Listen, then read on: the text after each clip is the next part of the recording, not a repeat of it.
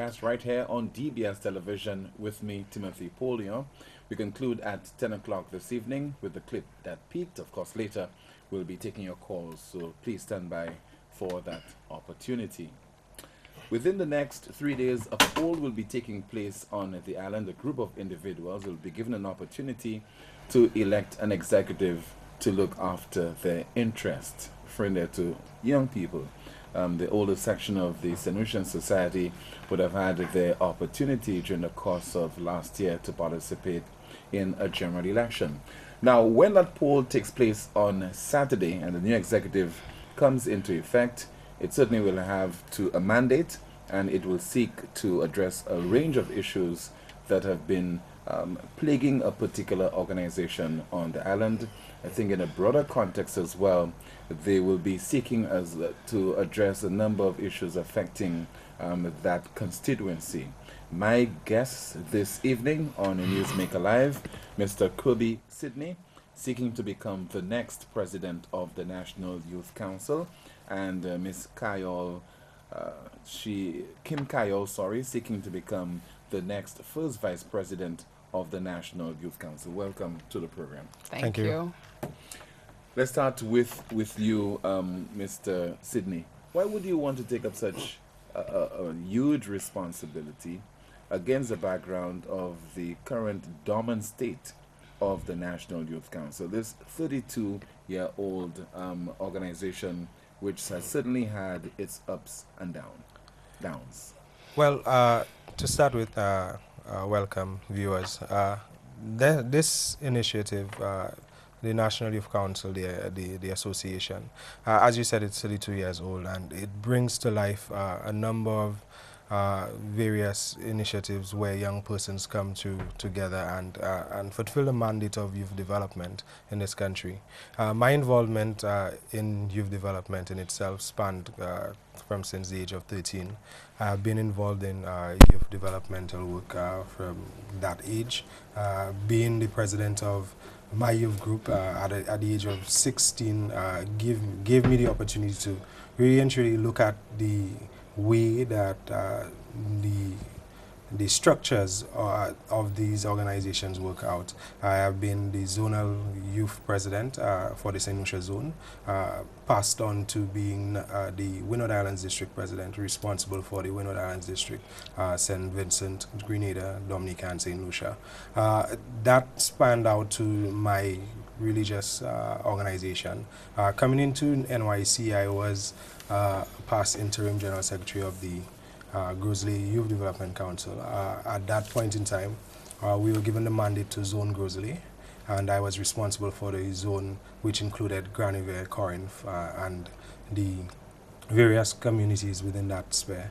That mandate allowed me the opportunity to see through NYC, being a part of the selective delegates to be a part of the Grosley constituency on the executive, the National Youth Council. That has given me the opportunity to see really and truly how the National Youth Council work, the culture that existed with the National Youth Council. And my involvement in youth development continued with my community. I am presently the president of the Graniver Development Committee. And within this community, I got the opportunity now to see a wider scale of development as it relates to the residents of that community. And spanning through, it includes youth as well. You have health, elderly, disaster preparedness, property management, and all of these come into the field of how we deal with the community and the community development.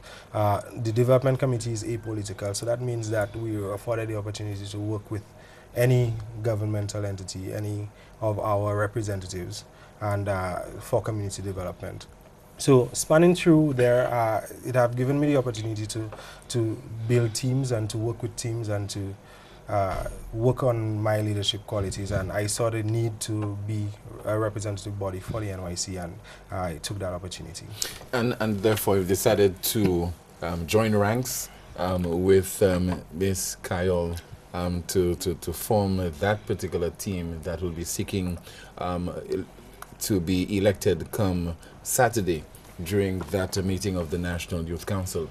Tell us, what about you that you think would qualify you to be the first Vice President of the National Youth Council? Well, in terms of my grassrootedness, I'm also the president of a group in Castries North called the UVYO, United Vision Youth Organization. I've also had some experience on the national level with NYC, and I have also been with my other groups in terms of other countries where we talk about Haiti, Santo Domingo, and Martinique, also being grassrooted there in terms of youth development and developing young people in other countries as well. So I think I have the capacity to continue in St. Lucia from the grassroots level. Now, I think we have one other team that will be contesting the leadership. Yeah. Why you decide to form yourselves into teams? Isn't that divisive, Mr. Sidney? Well, to be quite honest, I feel the capacity and the team approach is one that speaks to understanding the competencies of the persons that you're surrounded by. It gives you the opportunity as well to work with those cultures that exist within those young persons that make the team and solidify the team. And for the past 3 months, we have really gelled as a team, getting to know the strengths and weaknesses of those persons and seeing how best we could fit those persons within the NYC and the roles that exist within the NYC, and seeing how capable they are to represent. And that is one of the strengths within building teams. You're seeking out to become the president at a time when the National Youth Council is basically in a sorry state. It's dormant, almost non-existent. Somebody or some people have the impression that somehow the void has been filled in terms of the relevance of the National Youth Council. Do you think there's still need for a National Youth Council right now in St. Lucia? I think there should be a National Youth Council. There is need for our young persons. I think the young persons have lost their voice. The backing, the young persons don't have that sort of backing that the NYC should have been able to represent on their behalf. I think the young persons are lost in our country, not knowing how to deal with their issues, not knowing who to go to. And the NYC is actually the ones who are there to advocate on their behalf. And without an NYC, that means the young persons are aimless, walking this country aimlessly, in that they're not being developed as they should. They're not given the avenue to send forth that voice. And having the NYC providing them that opportunity and that medium is one that is needed right now. But Ms. Kyle, anywhere there's a void, it will be filled somehow. Yeah. Do you think that right now there is need for the National Youth Council? Do you think that's lost its relevance? So long as we have youth, I don't think we have lost our relevance. I think we need to make ourselves known, pretty much, and to start back advocating for our young people. I think somehow, yes, we have lost our way, but with a good team of young persons geared towards the development and capacity building of youth advocates and youth leadership, I think we can make it. Because we need to start advocating for things for our young people. Such as we have young people who are looking for, we look at sports, we look at young people in terms of their communities, what they're faced with on a daily basis. And when you start to look at youth, we really need somebody to champion and challenge their way. We have so many issues being faced with. Poverty, young persons in terms of the schools, cannot continue schools. We have a lot of issues that I think a National Youth Council, with a strong leadership, can start to champion the way and even go as far as legislation for our young people. Are you saying that the authorities, I think right now we have a Department of Youth, basically looking after the interests of young people. Are you saying that they are deficient in terms of how they're representing the interests of the nation's young people? Having a Department of Youth is a plus, because it shows that there is aspect for youth development in this country, and there is a focus on youth development. However, I believe that the measures in place to dealing with these issues for young persons, it needs to develop it. It needs to bring it up a notch. I think the young persons are not feeling the representation that is needed at this point in time, and the relevant authorities they need to get that marriage between youth and the issues that exist within our country, get it to a level where the young persons can really get to an opportunity to air their views and to get out there and represent themselves and develop themselves into the well-rounded citizens of this country as they should be. But to add to that, I felt we were downplayed when it came to youth in terms of we were a ministry and now we're a department. And I think this is something as an NYC we should advocate for. When we have our ministry coming down as a department, it's like a downgrade for us. We need to be building towards more and having our ministry reinstated versus just having a department for youth. And this is something I think the incoming executive needs to advocate and put back some pressure so that we can now have a ministry back in place for our youth versus a department. Does it really make a difference? Aren't we dabbling in semantics there? We are dabbling, but I think in terms of a ministry, we have more strength. We have more strength when we talk about having a ministry for our youth, a place for them to go to. There's so much that we need to partner with the ministry and to help them and assist them in pushing the youth forward. So I think networking for the incoming executive would be something detrimental, and to also give the ministry, well, I still consider it a ministry, I'm sorry, the ministry some more strength to pretty much pull us through.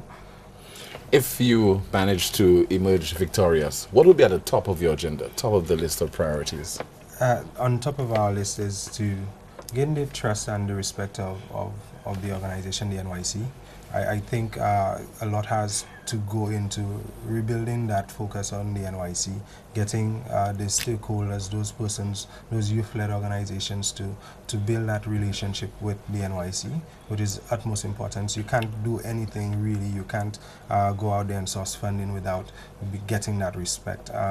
The second thing is to really identify with the persons that we represent. The District Youth and Sports Councils, they're the ones that are our focus, the clubs, the youth-led groups that are here.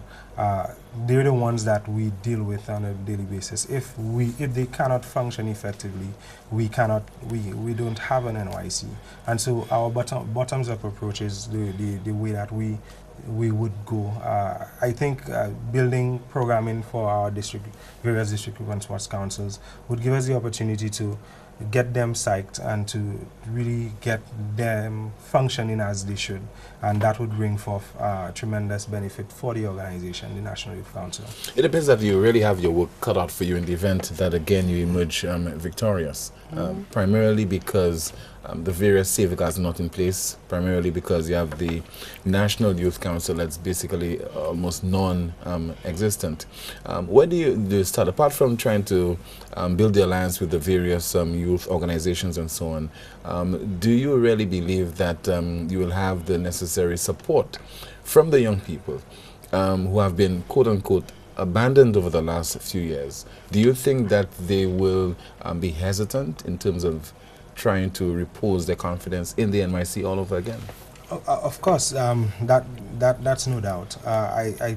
I think going through the past 3 months, and we've gone through the various district youth and sports councils, we've gone through the schools, we noticed that one, the young persons are not even aware what the NYC can do for them. What are you hearing specifically from those young people? Do you know anything about the National Youth Council? No, I don't.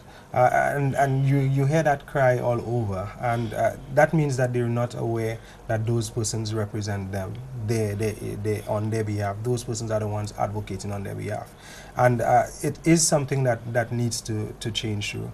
And so a part of our campaign strategy is to implement what you call an I Am NYC campaign. I Am NYC is basically a campaign that brings ownership and inclusion to get our young persons to identify that they form part of that movement called the NYC. The other campaign is to identify what does NYC mean to me. that sort of thing. And so you get an appreciation of understanding where the various clubs, the various groupings who are youth-led, to come through and see whether how NYC can work on their behalf and how they could as well get developmental opportunities through the NYC. Isn't it time to take some drastic decisions, for example, and novel ideas to come into play? Why not totally forget about the National Youth Council and form some other entity by some other name? No? You That's do not have necessary in terms of, yes, in terms of marketing. You do have a good point, but remember, a bill was passed for NYC. So we have a lot of grounding when it comes to weight and what we should and what we pretty much serve youth, and and what we stand for as a National Youth Council. So I really think it's not a lost cause, because we are young people, and there will always be young people who are interested in fighting for the cause, you know, and in fighting for our young leaders and our advocates, our communities at a grassroots level coming up. You know, and these things are very, very important. That's how leaders emerge, and they emerge from the schools, they emerge from the communities, they emerge from NYC, and they emerge from different places. And tapping into our young people is where our country will lie in the next few years. So I think it's really, really important that we bring back NYC to where it should be, and we can only do it together. It shouldn't be a segregated thing, because if you look at our constitution, we start to look at General Council, and what is General Council or General Assembly? General Council, General Assembly is all our organizations, our young people coming together. So no matter what, it has to take the strength of the young people to advocate and to push NYC back to where it needs to be. What do you think has happened to the image of young people in St. Lucia in terms of their leadership qualities? When, for example, you have an organization that was once vibrant, which produced past ministers and top officials in the St. Lucian society, to crumble to the extent now it has to be revived? I totally understand where you're coming from, and I have been with the organization for quite a while, whether it was through the front or the back scenes, and I do understand that young people go through a lot of changes in life, and we shouldn't knock down each other for that. It's just like a business. Something happens, it goes down, fine.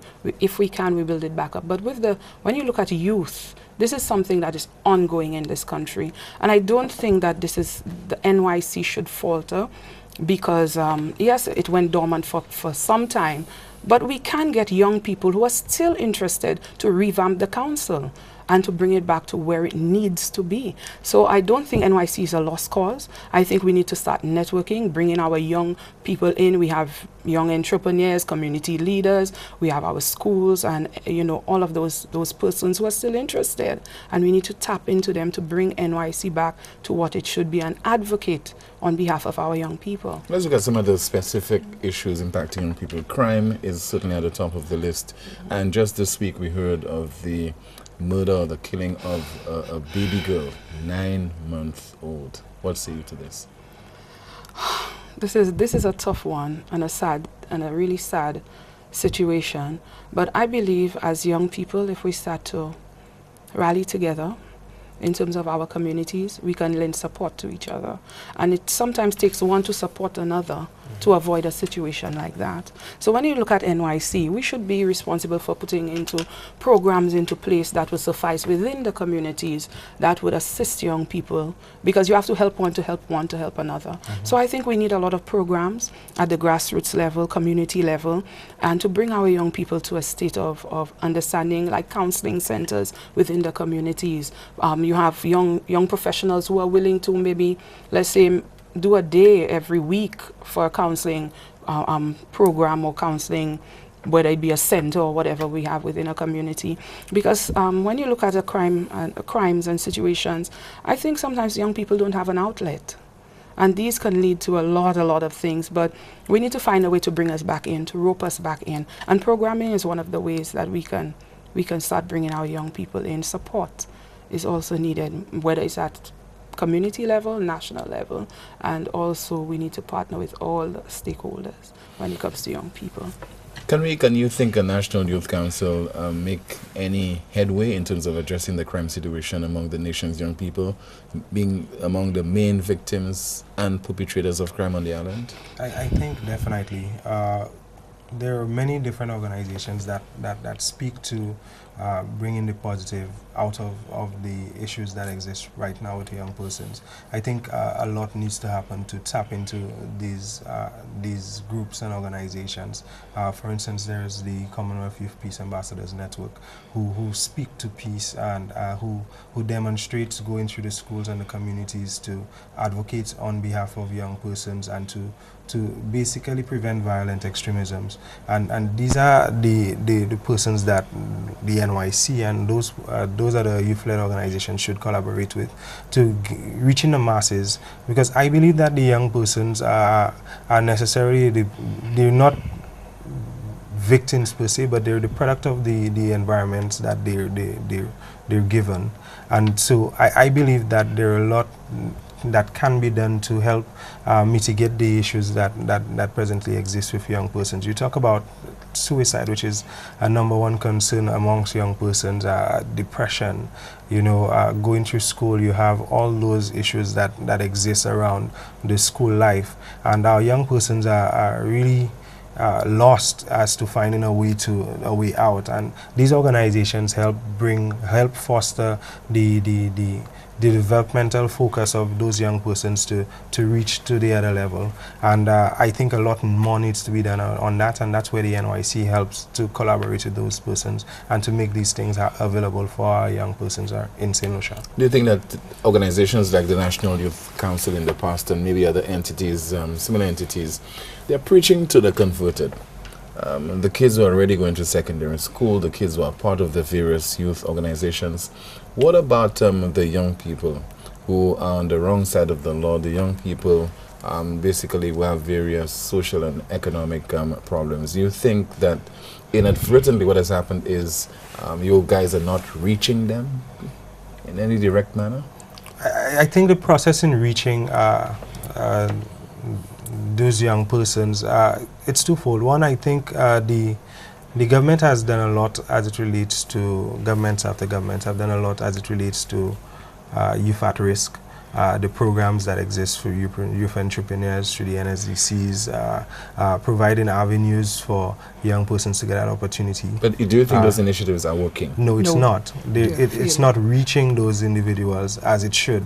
I think a lot more has to be done to mobilizing those young persons and making them understand that they have a purpose in this country, to develop themselves in this country. And I think that it's just a matter of those projects, those initiatives just falling through, and it then lends hands to those persons who already have that sort of support, who went to school, who's doing well at school academically.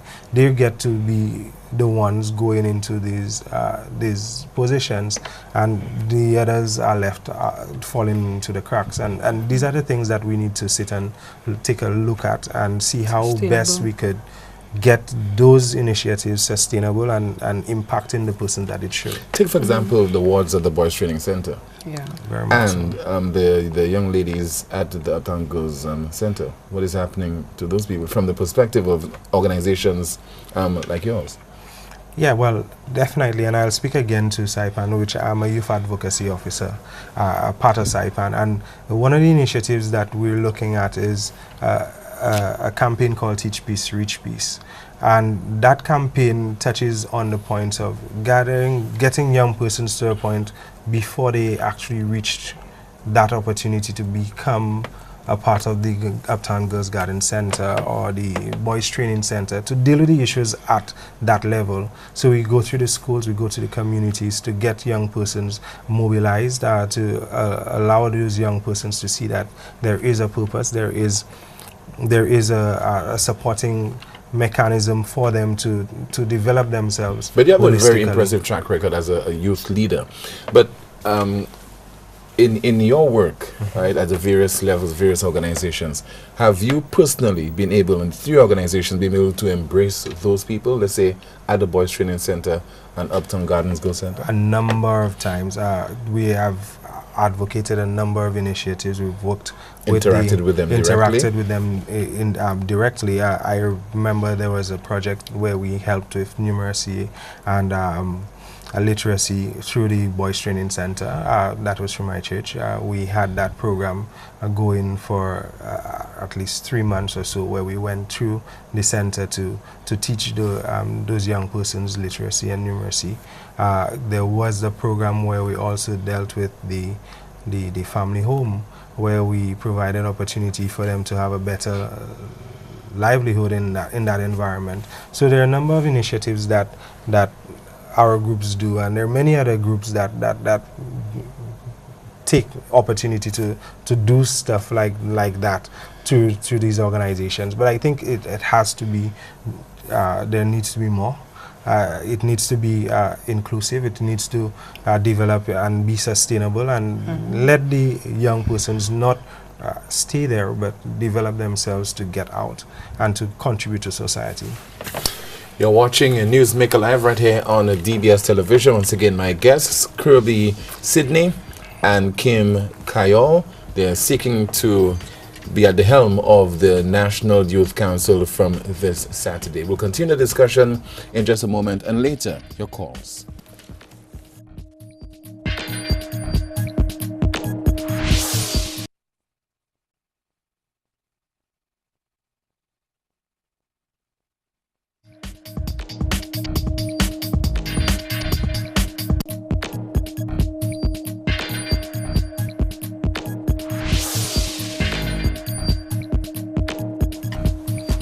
Welcome back. Thank you so much for staying with us. Once again, you're watching Newsmaker Live on DBS Television with me, Timothy Pauly, and my guests, Kirby Sydney, seeking to become the next president of the National Youth Council, and Kim Kayol, seeking to become the next first vice president of the NYC. I understand that you guys have a manifesto. The political parties have the manifesto, so you guys have your own manifestos as well. What's in the manifesto? Let's start with you. Well, pretty much our we have individual manifestos in terms of each portfolio, and we also have what we call a group manifesto. So our team is called Team Regenerate, as we seek to regenerate NYC. Yeah, so we do have a full group manifesto that Kirby can give you what our 8 pillars are about and what we try to pitch for the youth.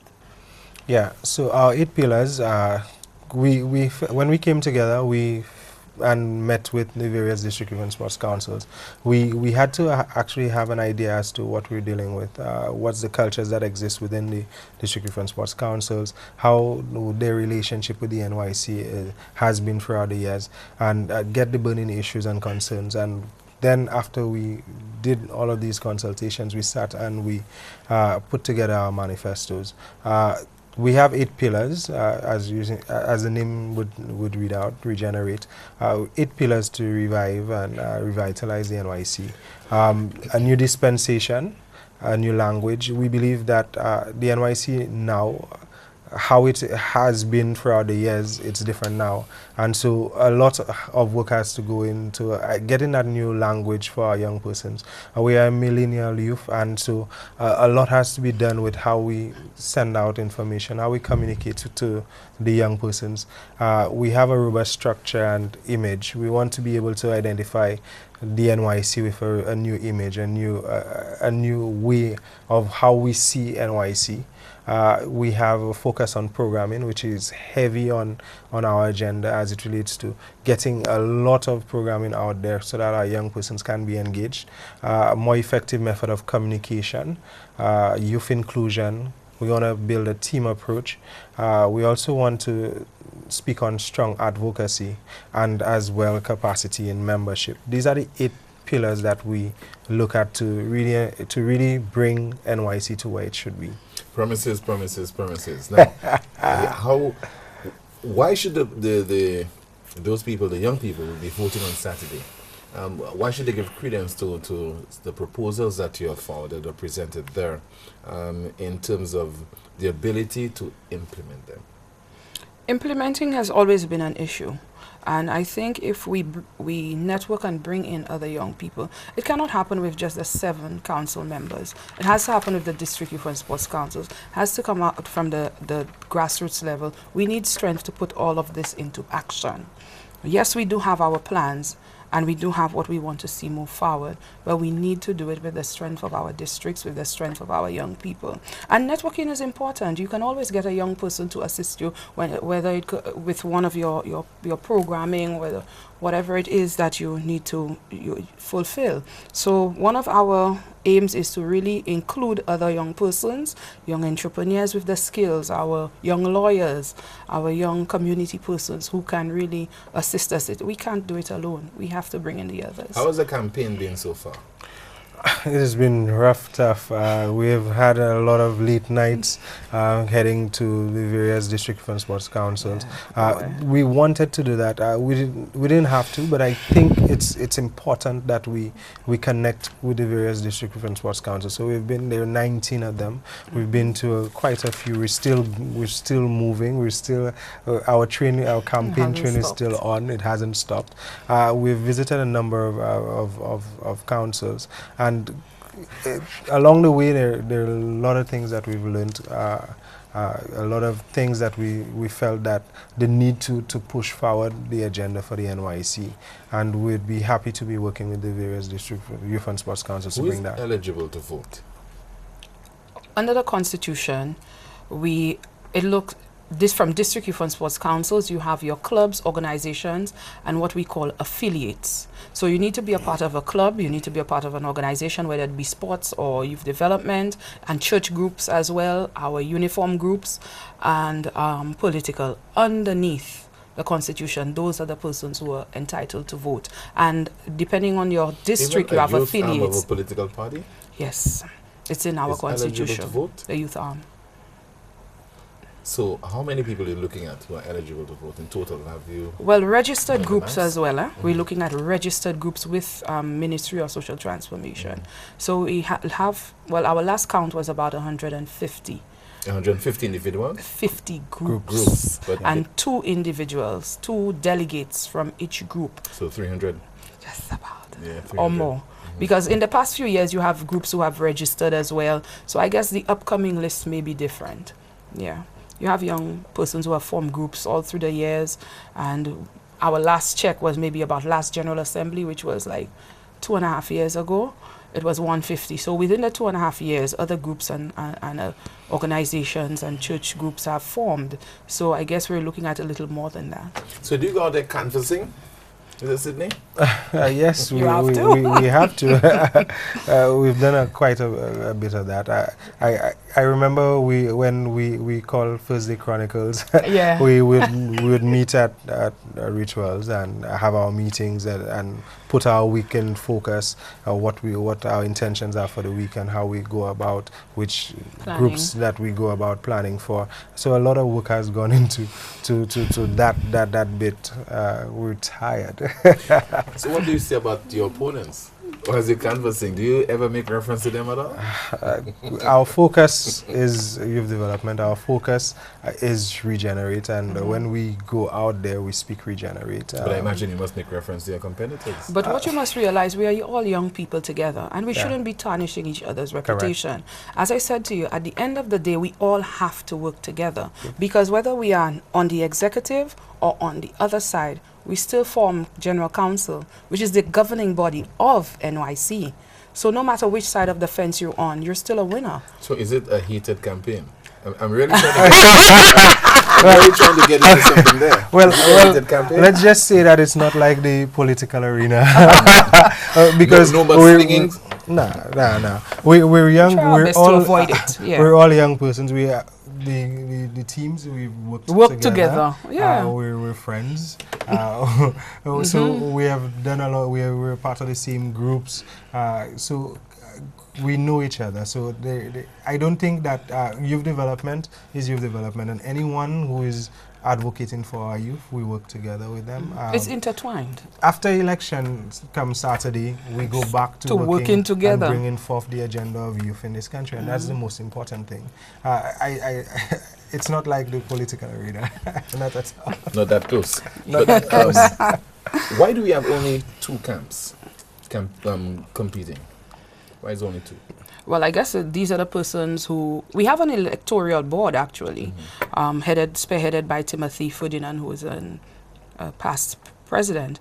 But it's usually young persons who are interested who go up, young persons who feel they have the capacity to serve at that national level. So I guess it's who decided to go up, who was nominated as well, because your clubs or your groups nominate you for this, and then you go through the process of the electoral board even accepting the nomination. And this electoral board, we must give kudos to them, because they have done a great job at screening and a great job at prepping us even with the knowledge of the council that you seek to represent. So Tim, Zachary, we have Villan, is it? He's a young lawyer on board, somebody else from the electoral board. So we have a nice group of persons in terms of objective thinkers, and who's really planning the way forward, and who really wants a team that is serious with the capacity to lead the NYC forward. Do you pay a nomination fee? No? Thank God, no. Young persons can. Young persons, we are out of that. Thank God we don't. Yeah, no. But generally speaking, and let's get it from the political point of view, how do you think that politicians are seeing young people, generally speaking, across the board? Because you guys do matter. Yeah. You're a critical mass come a general election. After that, how do you think the treatment that's meted out to young people? How do you characterize it generally?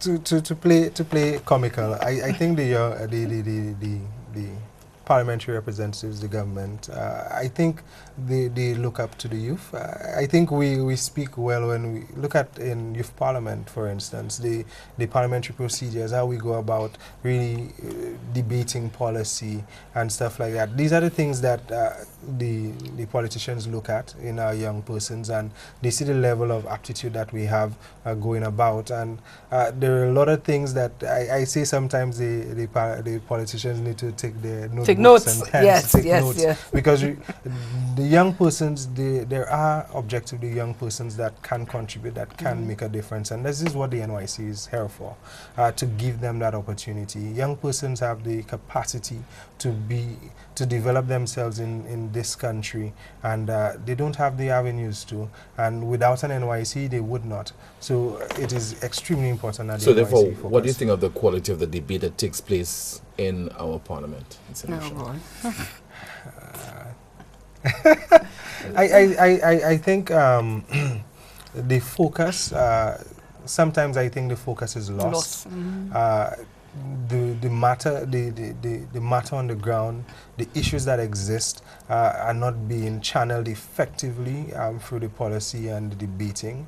I think you've seen over the years the comical nature of our politicians in the House, the bickering, the mudslinging.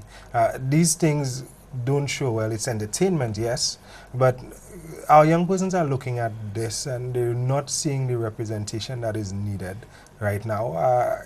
It is crucial for the development of our country, and the young persons are out there. We are out there. We're seeing the level of work that is done within the parliamentary house, and how policies debated and these things. So within NYC, we want to, one of the things that we want to do is to create a national youth parliament to give our young persons the opportunity to not only do a mock parliament, but to debate on policy.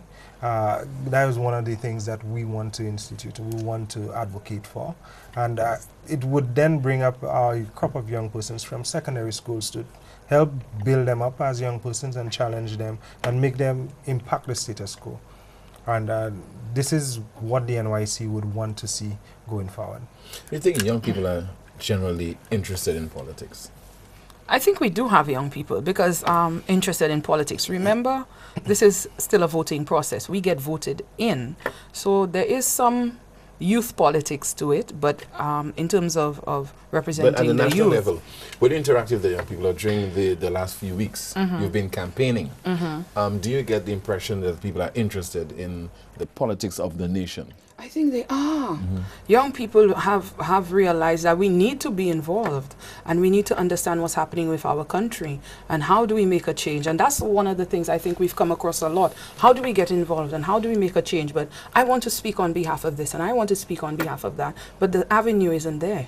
So this is something that we've come across. I think it's changing though. Yeah. I think young persons are getting more and more involved in the affairs of the country.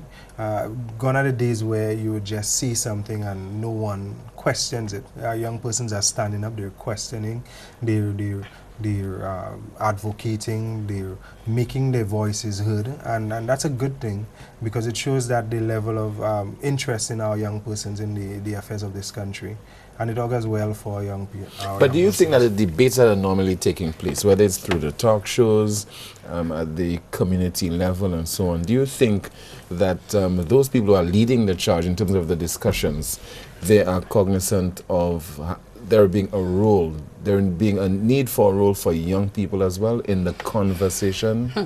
That's an important thing and something that we want to agitate for. And we find too often that we don't even have a young person debating on the youth in Parliament and speaking on policies for the youth. So I think this is something that we really need to start rubbing some shoulders for, so we can get but we need to get ourselves together.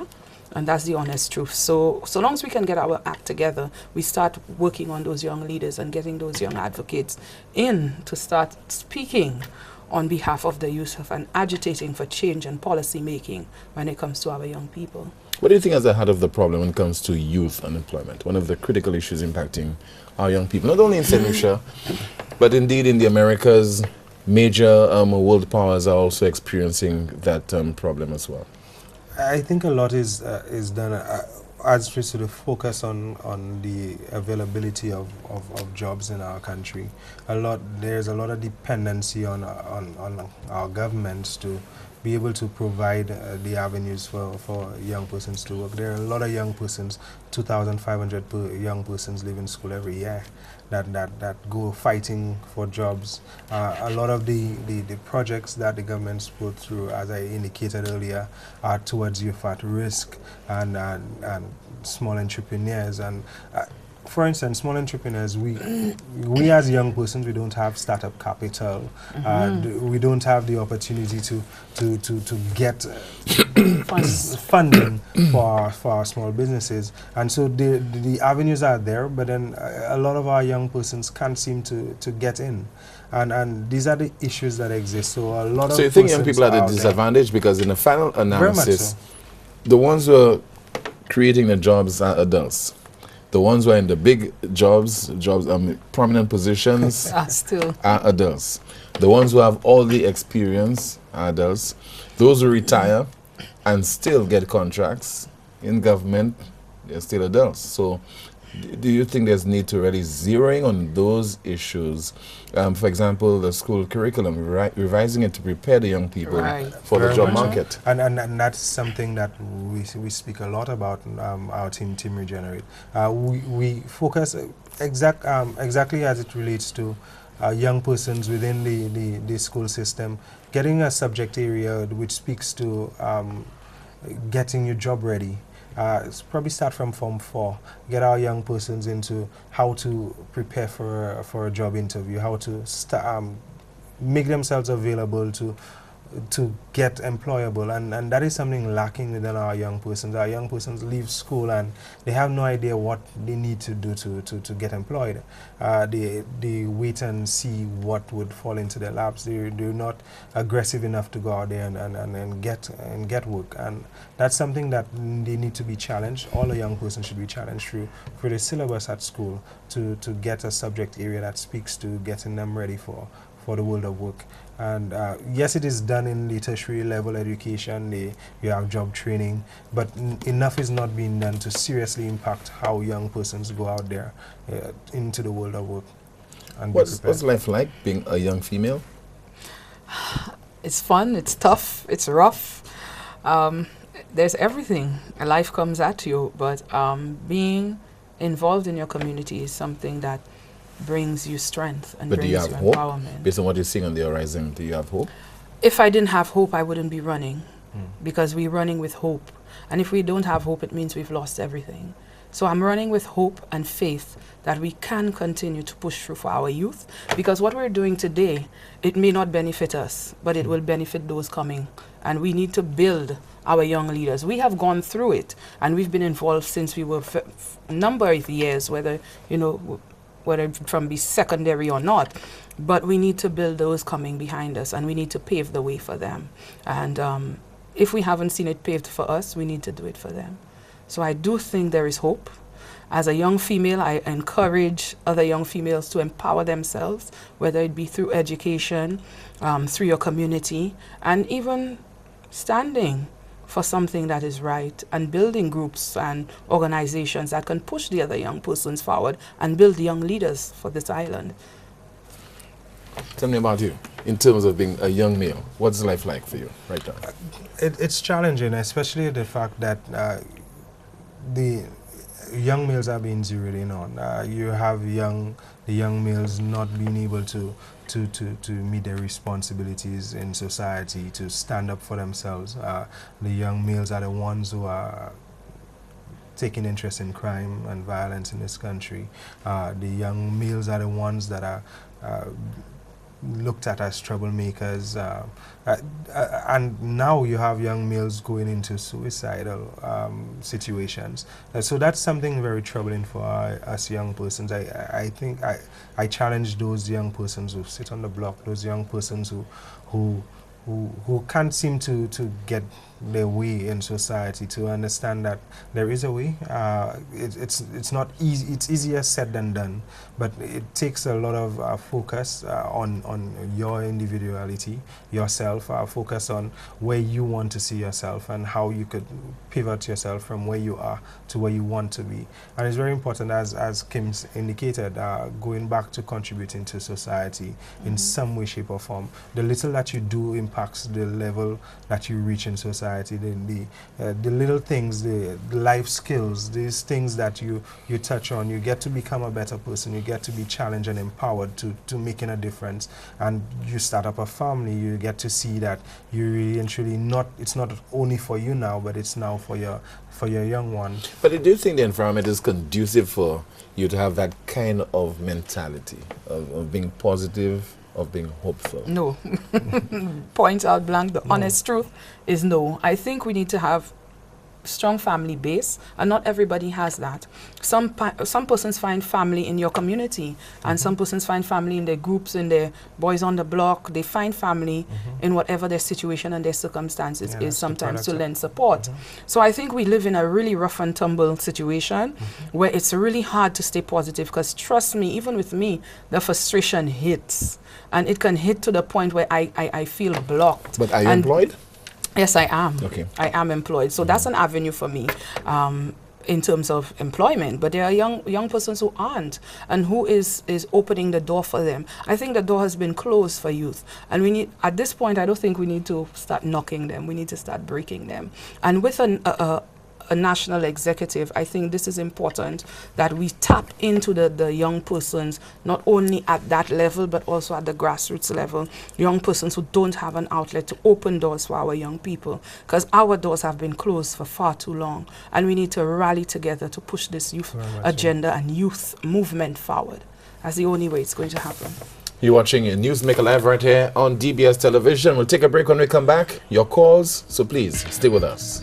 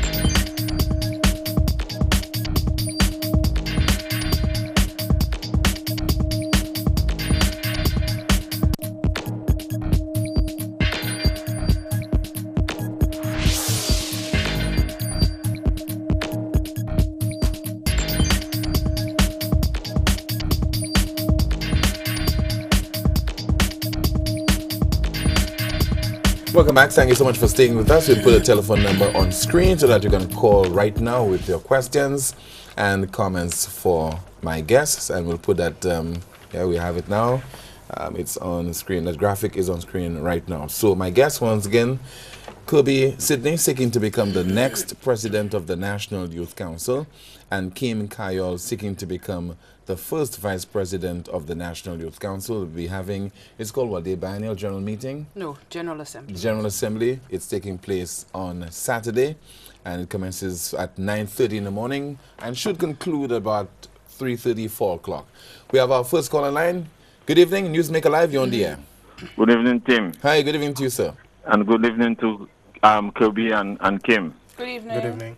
I am very much impressed with you all tonight. I'm hoping that the young people are listening to you all. You're giving a good account of yourself there.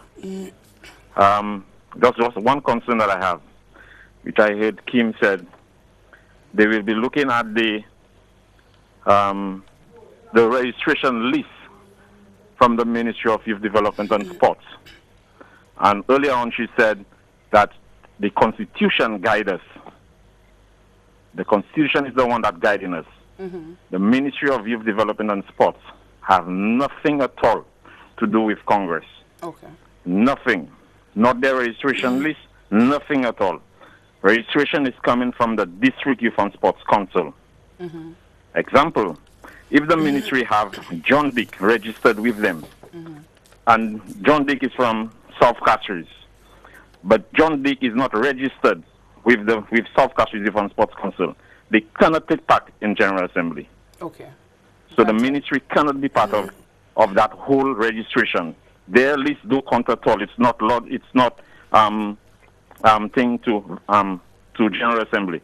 Okay. So that's two different entities. Okay. The Constitution of the National Youth Council is the one guiding the General Assembly, who voting and who not to vote. Okay. That's why I'm praying that that day that you have competent persons, like senior persons. I'm happy that team is there, but persons who have been around NYC to guide the young people in terms of their know exactly what they're doing.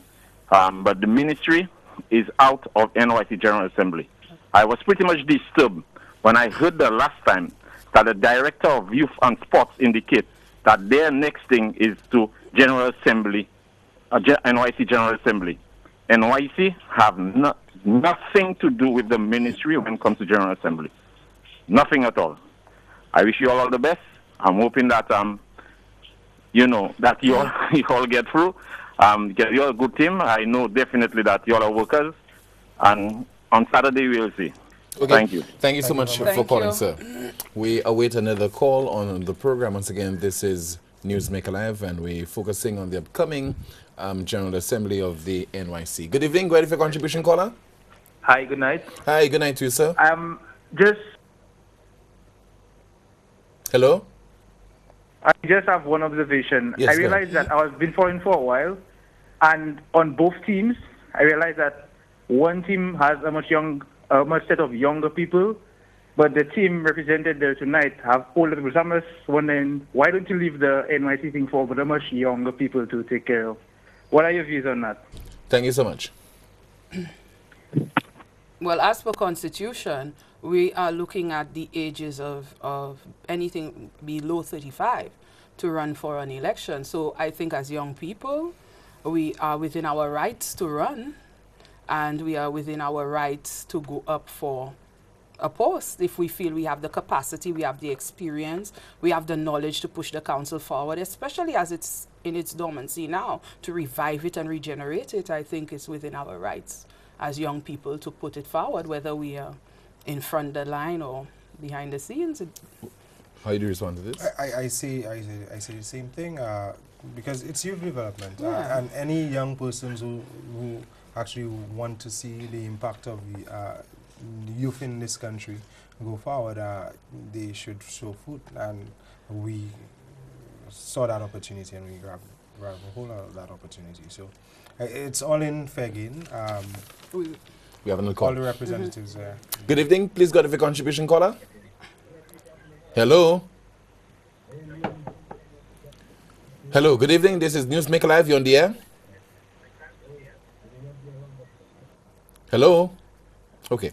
Is there some slight rift, do you think, between the young people and the younger people?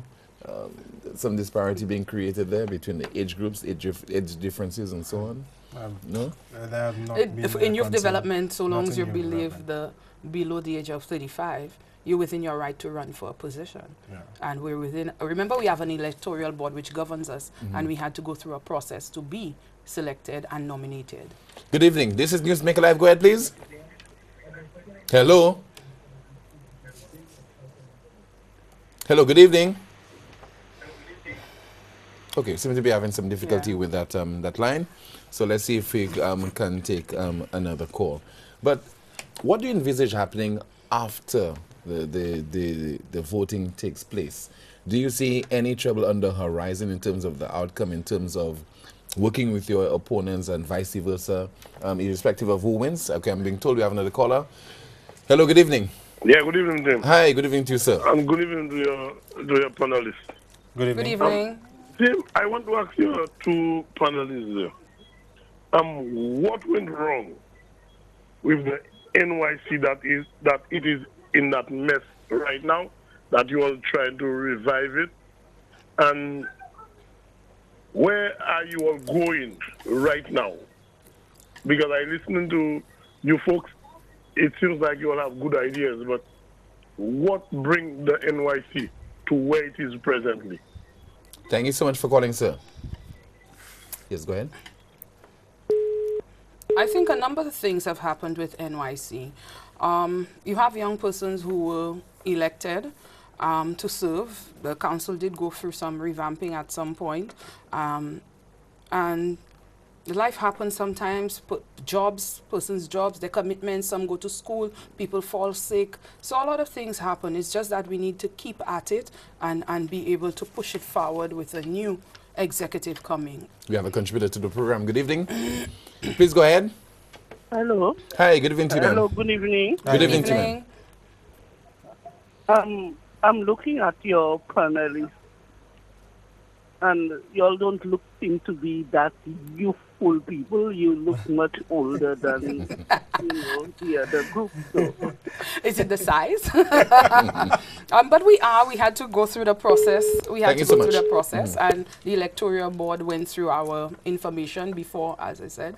So we are. I guess so. Everybody has their opinion, but at the same time, you must be That's a below the personal age compliment as well. to be able to go up. Good evening. Go ahead with your contribution, caller. Hello, we have another Hi, caller on the good line. day. Hi, good evening. Good evening. I'm just kind of joining in the program.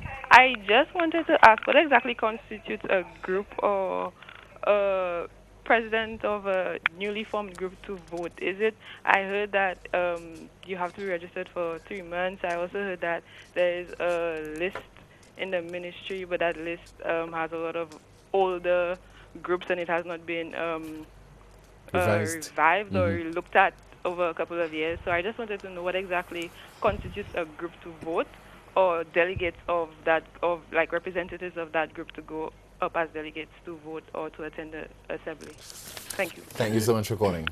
Well, we have 19 district youth and sports councils, and within each district youth and sports council, there is a president. So whichever area that you're from, I would advise you to either call the ministry to find out who your district youth and sports council president is, and to find out what, if your group, well, your group should be registered for sure. And if you are affiliated with your council. So we have, I think you should call the ministry to find out who your president is, and because we do have the 19 presidents, and whether they're dormant or not, there are 19 presidents. So speak to your DYSC president, call the ministry, and they should give you a number and a contact as to who is your president, and then you can speak to them. But your area, you should have already known them if you are registered or affiliated. So that means you may not be registered or affiliated with them. How old are your opponents?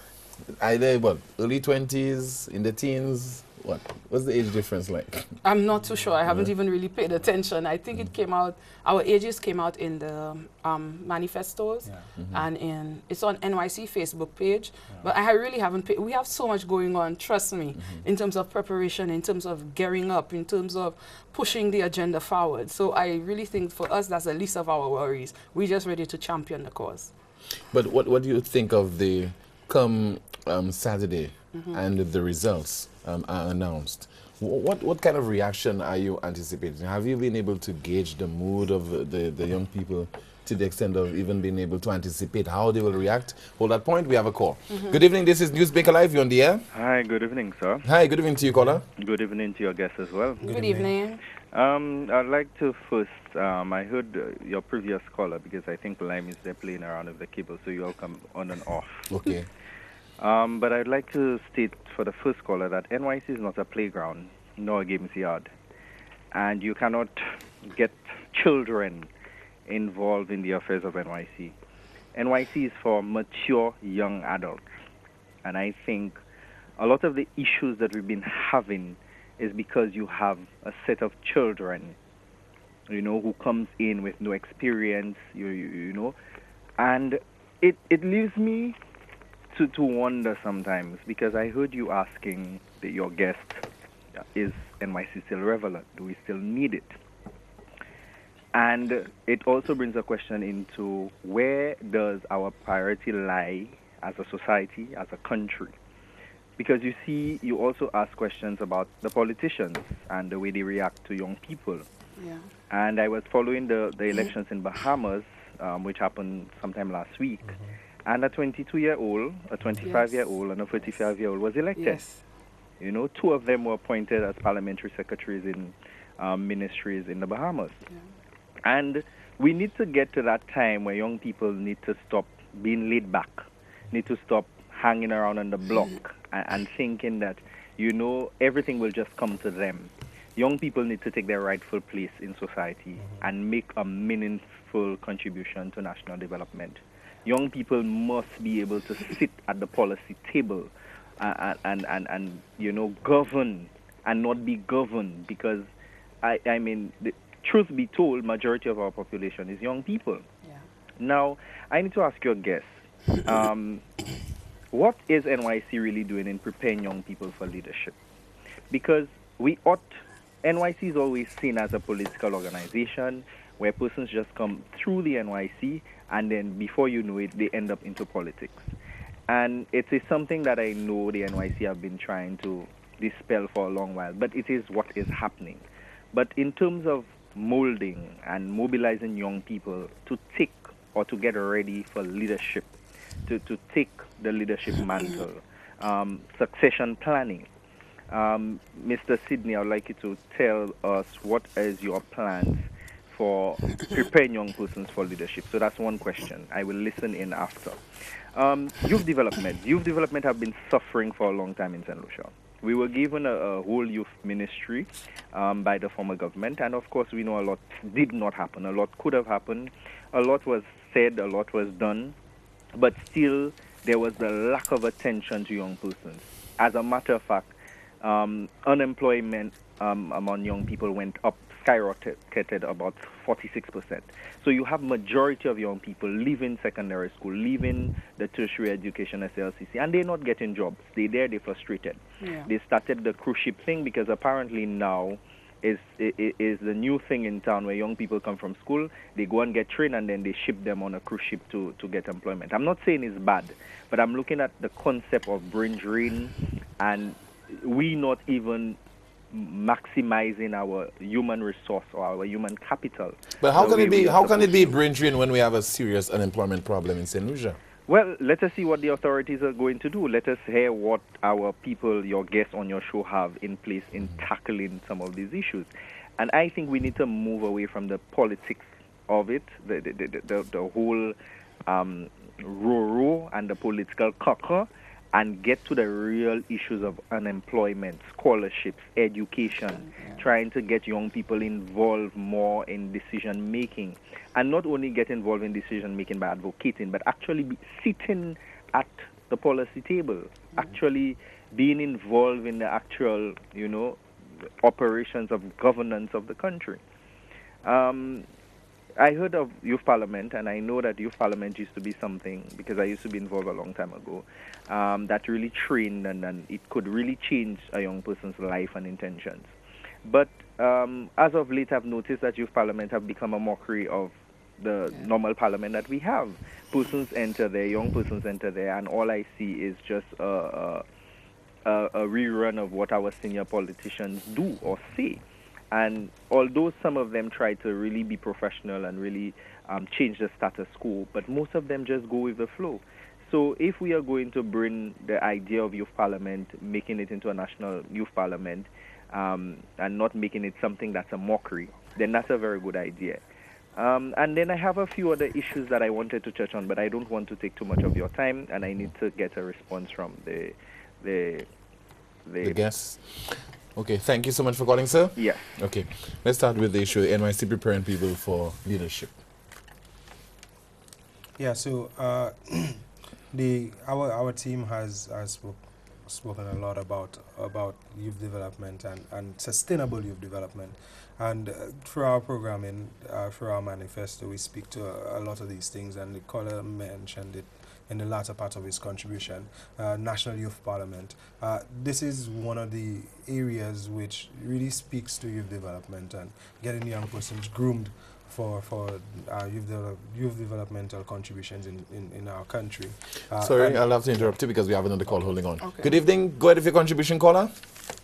Good evening. Hi, good evening to you. To your team, and good evening to your guests. Good evening. Good evening. Yes, I just want to take this opportunity, like the other callers, to congratulate these young people. I think they have taken a really brave step coming out in public and to try to explain policy and try to explain youth development. So comment is just a matter of encouragement. Kudos to both of you. Thank you. And it is my prayer that you guys will continue to make an impact among young people. God bless you, and all the best in your future endeavors. Thank you so much. Can you continue, sir? Yes. Another part of our initiatives is to establish a youth development academy where young persons would be trained through the District Youth and Sports Councils, through the clubs, to get the life skills training and to get the soft skills that are required for them to propel themselves academically. Another option is to work with the National Students Council, this body of young persons through the secondary schools and as well the primary schools. We could get those young persons empowered and continuing from school into community, and that's where the sustainability comes in, and that's where the contributions to society continue. The caller also made reference to youth development in terms of developing young people. What would your administration being led by you two, how would you attend to that particular issue?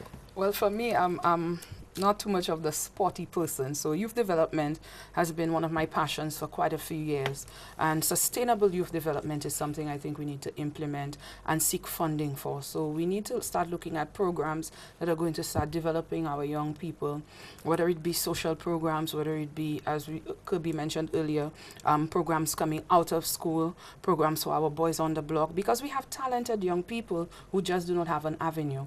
So seeking funding for our programming would be one of our priorities as Team Regenerate. Are there, as far as you're aware, are there agencies, youth organizations that are awaiting, let's say, some kind of request from you guys? From entities, proposals from organizations? Like yes, you have a lot of organizations out there. There's one I came across, WAY. It's World Organization of Youth, which assists national youth councils around the world with implementing sustainable programs. You also have the Australian Fund, you have UNESCO, you have USAID, JPEG. You have quite a lot of entities out there who would like to network and partner with the NGO. It's a matter of programming, it's a matter of setting up the plan and pretty much putting a proposal through. How about expectations? Expectations will be high for any entity, any administration coming in, leading the National Youth Council.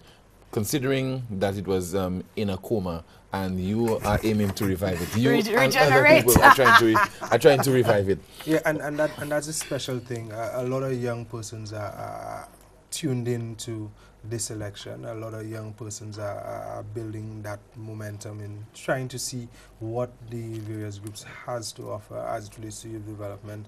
And so a lot of focus lies on the contributions of the executive coming out of this election, and that is something that that is good. It augurs well for youth in this country. It shows that the young persons are really seeing that the NYC is a body that they look forward to, the avenue that is expected for their development. And so it's something where the executive needs to see that accountability is key, and the work is from day one. And I know for sure that our team is capable with the experience and the expertise to bring forward. Let's take a final call. Good evening. This is Newsmaker Live. Go ahead, please. Hi, good evening. Hi, good evening. My call is going towards okay, there's a feedback. Turn on the volume of your television set, please. And then you may continue. Yes, yes, the go ahead. first vice president. Seeing that sports is something that is very prevalent in today, how does she intend on implementing sporting programs to help our youth? Okay, thank you so much. How do you intend to implement sporting programs to help the young people? Oh, well, first of all, as a with any post, you have a committee. So when your portfolio, you would also have a committee, and with the committee, this is where we look at inclusion. Look at inclusion of young persons who are already in the fields, and you form that committee to be able to push those programs forward. Sporting is something that's been well on its way, and we can continue. Sporting would pretty much be a continued process, unlike youth development, which needs a little gear. But sporting would be continued. And remember, we have district youth and sports councils that we need to partner with and who are pretty much the babies of NYC. So partnering with our district youth and sports councils and partnering with our young entrepreneurs and community persons who are already involved in sports, pretty much sitting together, brainstorming and realizing what really do we need at the district levels and at the community and grassroots levels. And then we do our proposals to start seeking funding along with our ministry. Final comments? Let's start with you, sir. Yeah, I just want to thank the persons who nominated me and put me through to being a candidate for the NYC. I think it is one that is really impacting on our youth, and something needs to be done. And we, Team Regenerate, took that opportunity to put our time, our energies into youth development, and so we are asking our delegates, those persons, the district youth and sports councils, the clubs, to come out on May 27th to put that vote in. It's not just about you not knowing who your representative is or what you're voting for, but that vote is an accountable vote to see to it that that individual meets the mandate that you're voting them for.